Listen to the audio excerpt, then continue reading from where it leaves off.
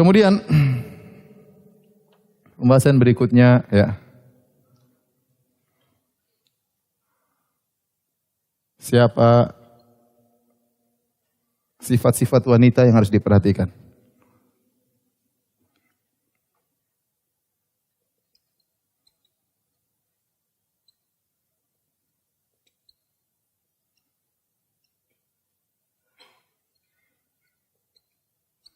Ya. Ini yang benar ya. Sifat-sifat yang diperhatikan ya, di antaranya pertama agamanya. Kemudian yang kedua kecantikannya. Yang ketiga kecantikannya. Kemudian gadis ya. Kalau bisa gadis, kalau enggak janda juga enggak apa-apa ya. Kemudian yang keempat ya, di antaranya sebagian orang berpendapat kalau bisa bukan kerabat dekat, nanti akan kita bahas ini. Bukan sepupu. Ya. Kemudian dari keluarga yang baik-baik dan yang lainnya ya. Kemudian yang kelima, subur. 6, dari keluarga baik-baik. Dan lain-lainnya. Yang pertama, agamanya. Dan itu sudah pasti, karena tidak mungkin kita bisa bahagia kecuali memiliki istri yang soleha. Kita semua tahu bahwasanya wanita cantik itu penting. Tetapi kalau dia tiap hari ngomel, jadi rusak kecantikannya. Ya. Tapi wanita kalau wajahnya tidak begitu cantik, atau cantik biasa-biasa, tetapi lemah lembut, akhlaknya mulia, penurut, maka dia luar biasa. Saya punya kawan, dia bilang, Ustadz, saya punya istri 3. Ya. Istri saya yang kedua Ustadz, Masya Allah. Biasa aja Ustadz, tapi kalau saya ke rumah, dia bukakan kaos kaki saya, dia bukakan sepatu saya. Sebelum saya sampai, Abi mau makan apa? Saya masain, Masya Allah ya. Tidak bilang, udah makan yang ada, bersyukur kepada Allah. Dia bilang, makan apa? Kemudian dia masakin. Nanti kalau saya datang, dia siapin makanan. Tulang-tulang itu, kalau ada ikan, dia lepasin semua tulangnya. Itu yang saya tidak bisa lepas dari dia ya. Ini cerita teman saya ya. Jadi akhlak itu sangat berpengaruh. Dan tidak mungkin kita bisa mendapatkan seorang yang berakhlak mulia kecuali memang dia agamanya bagus ya. Agama bagus maksud dalam hal bukan rajin sholat aja, bukan cuma hafal Quran. Tapi kita tanya sama orang sekitar bagaimana dia akhlaknya bagus atau tidak. Di antara ciri wanita berakhlak mulia, dia berakhlak mulia sama ibunya. Antum sudah terlanjur daripada nikah. Ini kita bicara yang jomblo-jomblo. Yang jomblo-jomblo kalau menikah, cari lihat, tanya gimana akhlaknya sama ibunya, tanya. Kalau dia ternyata orang ini baik sama orang tua, tidak sombong, tidak angkuh, ditambah dengan agamanya, ya maka baik. Tapi percuma misalnya hafiz Quran, hafizatun bil Quran, akhwat ini 30 juz tapi sombong. Kita ngelamar, ente hafalan juz berapa? Udah. Berapa juz apa? Juz amma. Wah udah. Ente waktu nador aja sudah kalah, apalagi kalau sudah nikah lebih kalah lagi. Jadi mau saya, agama itu penting ya. Dengar Habibi ya. Si jomblo kasihan. Jadi dengan agama itu kita bisa meyakini anak kita bakalan dipelihara oleh seorang wanita yang bertanggung jawab, yang bisa mempertanggungjawabkan agama anak kita. Adapun kalau ibunya tidak tahu apa-apa, gimana mau murajaah Quran, bagaimana mau didik, dia tidak ngerti agama, senangnya dunia saja, senangnya nonton, senangnya apa, susah ya. Ada sebagian mengatakan, Ustadz, ini ada perempuan cantik, agamanya kurang. Ada yang agamanya bagus, cantiknya kurang. Saya pilih mana? Pilih mana Ustadz? Saya bilang, ya pilih yang agamanya bagus. Ustadz, ini saya tertariknya sama yang cantik Ustadz. Insya Allah saya bisa olah nanti. Ya kita bilang ya kalau kau pintar masak kau bisa jadi ya berasmu kau olah jadi enak. Tapi kalau kau nggak pintar masak kau yang dimasak sama istrimu.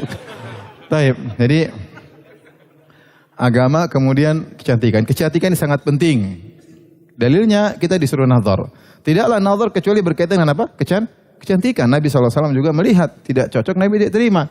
Karena kalau dengan wanita yang cantik artinya kita lihat tertarik, kita bisa sayang sama dia. Tapi kalau kita tidak tertarik, kita nekat nikah sama dia, akhirnya kita tidak sayang sama dia, akhirnya kita mendoliminya, akhirnya kita tidak cinta sama dia, dan repot. Mending kita lepaskan biar dinikahi sama orang lain yang sayang sama dia. Ya. Ngapain kita menyusahkan diri kita membuat kita tidak bahagia, dan ngapain kita mendolimi putri orang lain. Ya. Maka kalau kita lihat tertarik, nikah. Kalau enggak, jangan nekat maju. Jangan nekat maju. Karena kecantikan ada dua. Kecantikan pertama, kecantikan yang ijma, disepakati oleh semua orang ini cantik. Enggak ada yang khilaf tentang, oh ini cantik. Semua sepakat. Nah, wanita yang kecantikannya ijma susah kita dapatkan ya. Tapi yang kita dapatkan yang khilaf. Yang khilaf. Ada yang bilang cantik, ada yang enggak bilang enggak cantik. Yang penting menurut antum yang rojih dia cantik. Mau orang bilang enggak cantik bukan urusan saya. Menurut saya dia cantik, sudah ente maju ya. Ente maju. Ya. Dan kita juga harus tahu diri ya. Tahu diri. Sebagian orang Masya Allah standar kecantikan tinggi sekali. Saya mau cari akhwat yang nilainya 9,6. Masya Allah putih, tinggi, mancung. Sementara dia pendek, hitam kemudian pesek. Jadi orang yang wajar, kita tahu diri. Ya. Bagi saya yang penting Anda tertarik.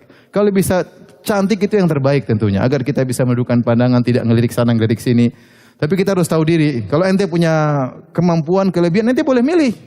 Misalnya ente duit banyak ya, ente pilih terserah. Ya, ngantri akhwat terserah. Tapi kalau ente duit pas-pasan, sudahlah, ente ngalah aja lah.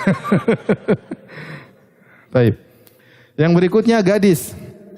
Gadis, karena orang wanita yang gadis, dia kecantikannya akan lebih sempurna kepada seorang laki, karena laki tersebut cinta pertamanya. Oleh karenanya Aisyah berbangga, dia mengatakan, ya Rasulullah, kalau engkau membawa ontamu, kemana kau tambatkan? Apakah kepada pohon-pohon atau tumbuhan yang sudah pernah dihinggapi oleh onta-onta yang lain, atau tumbuhan yang masih baru? Kata Nabi, tentu kepada tumbuhan yang baru. Artinya Aisyah bangga, dia sendiri satu-satunya wanita yang gadis. Yang lain semua istri Nabi adalah apa? Janda. Ya. Oleh karenanya waktu Jabir bin Abdullah radhiyallahu taala anhu menikah, maka Jabir ditanya oleh Nabi sallallahu alaihi wasallam, "Tazawwajta ya Jabir?" Kau sudah menikah? Waktu safar. Kemudian Nabi ngobrol sama dia berdua. Nabi perhatian sama jomblo ya. Nabi tanya, "Tazawwajta ya Jabir? Kau sudah nikah?" "Sudah ya Rasulullah." Oh, ternyata sudah. Rasulullah SAW bertanya, "Bikran am sayyiban?" Kau menikahi janda atau gadis? Kata dia, "Sayyiban." Saya nikah janda. Kata Rasulullah SAW, "Halla tazawwajta bikran? Tudaibuha wa tudaibuka, tulaibuha wa tulaibuka." Kenapa kau tidak menikah dengan seorang gadis ya Jabir? Kau bisa mencandainya, dia bisa mencandaimu. Kau bisa menciumnya, dia bisa menciummu. Tulaibuha, sebagian ulama mengatakan dari ludah, yaitu kau bisa meletakkan liurmu di mulutnya, dia bisa meletakkan liurnya di mulutmu ya. Mohon maaf jomblo ya. Jadi itu anjuran tapi tidak harus. Ternyata Rasulullah SAW yang menganjurkan orang untuk menikahi dengan gadis, beliau sendiri menikah dengan apa? Para janda. Menunjukkan beliau tidak mengutamakan hawa nafsunya. Dan para ulama membahas setiap janda yang Nabi nikahi itu pasti ada maslahatnya. Pasti ada maslahatnya. Kalau Nabi mau ikuti hawa nafsunya, dia akan milih semua apa? Gadis. Nabi pun menikah dengan Aisyah radhiyallahu anha pun wahyu dari Allah Subhanahu wa taala. Intinya kalau kita bisa menikahi gadis itu lebih baik karena dia akan fokus cintanya kepada kita. Dia tidak pernah mengenal lelaki yang lain ya. Oleh karenanya di antara nikmat yang Allah sebutkan di surga tentang bidadari, Allah mengatakan ya apa namanya? Fihinna qasiratut tarf lam yatamithunna insun qablahum wala jan. Bahwasanya di surga ada bidadari-bidadari yang tidak pernah disentuh oleh lelaki maupun wanita, jin manapun. Artinya dia murni untuk sang suami. Tapi sekarang kalau nggak dapat gadis, janda juga tidak mengapa. Kemudian yang berikutnya kita kesini dulu. Subur kata Nabi SAW, tazawwajul wadudal walud fa inni mukatsirun bikumul umama yaumal qiyamah. Nikahilah wanita yang dia subur. Dari mana kita wanita subur? Ya lihat saudara-saudarinya bagaimana, ibunya dia berapa bersaudara. Dia ternyata 12 bersaudara. Wah, ini subur insyaallah. Kakaknya gimana? Kakaknya anaknya 10. Wah, ini subur insyaallah. Tapi kalau dia cuma 2 bersaudara, 1 bersaudara, berarti mungkin kurang subur, ya. Dari secara gen mungkin kurang subur. Bukan berarti enggak boleh. Bukan berarti enggak boleh nikahi wanita mandul, boleh. Tapi kalau ada pilihan, hendaknya kita milih yang apa? Yang subur ya. Karena Rasulullah mengatakan fa inni mukatsirun bikumul umama yaumal qiyamah. Karena aku akan bangga dengan jumlah kalian yang banyak pada hari kiamat. Dan kita nanti kalau punya anak banyak, kita senang banyak yang doain kita. Kalau kita sudah besar, banyak kita mengunjungi ke rumah sini, apalagi kita punya cucu 100, Masya Allah. Bayangkan, antum pas lagi lebaran cucu 100 kumpul, Masya Allah. Tidak mungkin antum menyuci 100 kecuali istri antum 4. Taib. Kemudian dari keluarga baik-baik, ya ini penting juga dari keluarga baik-baik. Karena kita ingin hidup tentram. Kalau kita besan kita atau mertua kita ternyata tidak mengerti tentang agama, repot. Ini maksud saya kalau ada pilihan. Ya. Tapi kalau ternyata besan kita, mertua kita nggak tahu agama, tapi calon istri kita benar-benar soleh, nggak ada masalah. Yang penting kita dengan dia. Tetapi kalau ada pilihan ternyata calon mertua baik, ngerti agama, ngerti sunnah, itu lebih baik karena kita sering nyambung. Karena ngobrol ngerti, kita begini dia ngerti karena mertua kita sudah ngaji gampangannya. Ya. Kemudian yang terakhir, kalau bisa bukan sepupu, ini sebenarnya tidak ada dalilnya, ya. Bahkan bertentangan dengan dalil karena pernikahan di antara sepupu di zaman sahabat juga banyak. Bahkan Nabi SAW menikahkan Ali dengan siapa? Fatimah. Ya. Karena Nabi sepupunya Ali bin Abi Thalib. Fatimah putrinya Nabi. Dan hubungannya sangat apa? Sangat dekat. Tetapi ini kembali kepada perkara duniawi. Ya. Menurut penelitian para ahli, ya, saya tadi baca-baca sedikit, bahwasanya kalau pernikahan kerabat dekat sama sepupu, kemungkinan penyakit ya karena DNA yang sama menimbulkan rawan penyakit, ya, cacat, ya. Kata mereka kalau sepupu pertama ada kemungkinan 12% sekian, saya agak lupa tadi angka-angkanya. Kalau menikah dengan sepupu yang kedua kali, jadi jaraknya lebih jauh lagi, itu berkurang lagi mungkin cuma 5% kemungkinan timbul apa? Bayi cacat, kemungkinan semakin jauh dia baru bisa hilang pada sepupu yang ke-6 atau sepupu yang ke-7, maka tapi itu cuma perkiraan. Buktinya banyak orang menikah sepupu juga anaknya sehat-sehat saja, tetapi kemungkinan itu ada. Ini pertama. Adapun syariat memandang bukan dari sisi kedokteran. Dulu mereka tidak memandang itu. Yang mereka mandang adalah kalau kita menikah dengan sepupu, rawan timbul pemutusan silaturahmi. Kenapa? Kalau kita ribut sama istri kita, kita ribut sama om kita. Kita ribut sama tante kita dan itu rawan timbul pemutusan silaturahmi, ya. Akhirnya kan rahim harus kita jaga. Tapi kalau orang jauh, kita nggak ada hubungan kekerabatan secara rahim, tidak ada hubungan dengan mertua. Tapi kalau kita nikah dengan sepupu, ternyata ya mertua kita om kita, mertua kita tante kita, mertua kita bibi kita. Kalau ada masalah, istri kita pun sepupu kita, rahim kita. Masalah berarti kita putus silaturahmi. Masalah dengan tante, putusan silaturahmi. Dari sisi itu mereka mengatakan sebaiknya menikah dari yang jauh. Tetapi saya katakan dalil menunjukkan tidak demikian. Ini kembali kepada masing-masing. Ya, Rasulullah berkata tentang masalah dunia, antum a'lamu bi umuri dunyakum. Kalian lebih paham tentang urusan dunia kalian. Taib, nazar bila bisa diulang-ulang, kalau memang belum puas, ulang-ulang boleh. Ini yang pertama. Kunjungan pertama, kunjungan kedua, kunjungan ke-20 boleh-boleh saja. Kalau calon wanita mengizinkan, kalau nggak mau ente dari tadi nggak udah pergi cari wanita lain, ya terserah, ya. Intinya ada kesepakatan. Yang kedua, bagaimana hukum nazar lewat apa? Foto, ya. Sebenarnya foto itu banyak menipu. Foto itu banyak menipu, ya. Mudah-mudahan antum bukan termasuk yang tertipu. Jadi antum jangan mengokekan kecuali lihat langsung.